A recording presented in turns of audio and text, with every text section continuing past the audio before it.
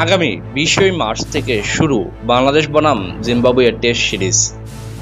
বাংলাদেশ বনাম জিম্বাবুয়ে দুই দলের মধ্যে টেস্ট ক্রিকেটে এক ঐতিহাসিক লড়াই। আজকে আমরা দেখব কে কতটা এগিয়ে আছে পরিসংখ্যানে, আর আগামী ম্যাচেই বা কে জিততে পারে। এখন পর্যন্ত বাংলাদেশ ও জিম্বাবুয়ে মুখোমুখি হয়েছে 17টি টেস্ট ম্যাচে।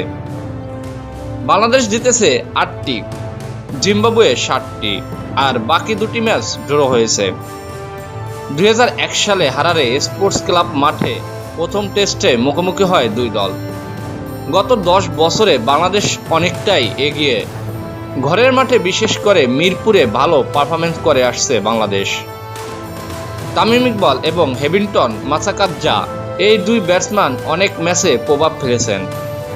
যদিও তারা দুজন এই সিরিজে কেউই দলে নেই, দুজনই অবসর নিয়েছেন। সর্বোচ্চ উইকেট শিকারী সাকিব আল হাসান এবং হিট স্টিক, এই দুজন দুই দেশের কিংবদন্তি ছিলেন।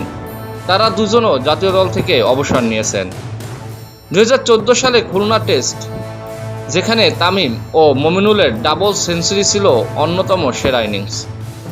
জিম্বাবুয়ের টিম এখন নতুনদের ওপর নির্ভরশীল। বাংলাদেশ অনেক বেশি অভিজ্ঞ। যেহেতু বাংলাদেশ হোম কন্ডিশনে বরাবরই শক্তিশালী, বিশেষ করে স্পিনে সুবিধা পায়, সেহেতু বাংলাদেশই এগিয়ে থাকবে এই সিরিজে। তবে জিম্বাবুয়ের মতো দলকে হালকা করে দেখলে বিপদও হতে পারে।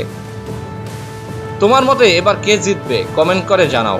ভিডিওটি ভালো লাগলে একটা লাইক দিও আর সাবস্ক্রাইব করতে ভুলো না।